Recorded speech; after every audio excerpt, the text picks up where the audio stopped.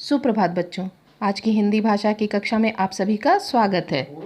आज की हिंदी भाषा में हम लोग अनेक शब्दों के लिए एक शब्द करेंगे।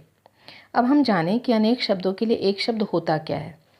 हिंदी व्याकरण में ऐसा कहा गया है कि कम से कम शब्दों में अधिकाधिक भाव या विचार अभिव्यक्त करना अच्छे लेखक अथवा वक्ता का गुण होता है।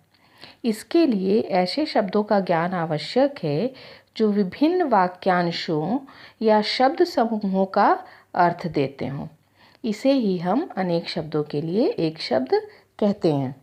दूसरे शब्दों में कहें तो हिंदी शब्दों में अनेक शब्दों के स्थान पर एक शब्द का प्रयोग कर सकते हैं। अर्थात हिंदी भाषा में कई शब्दों की जगह पर एक शब्द बोलकर भाषा को प्रभावशाली बनाया जा सकता है।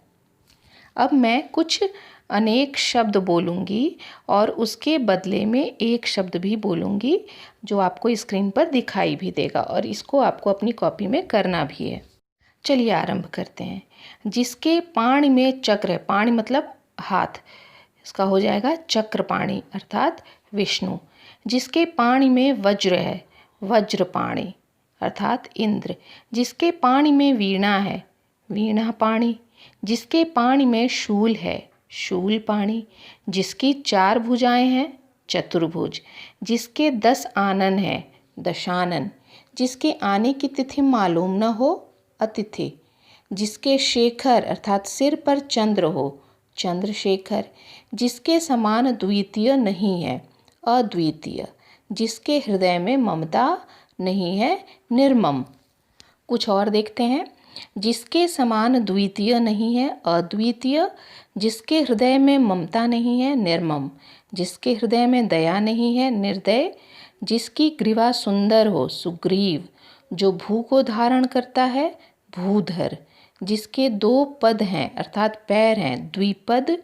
जो सब प्रकार की शक्तियों वाला है, सर्वशक्तिमान। जो सब कुछ जानता है, सर्वज्ञ।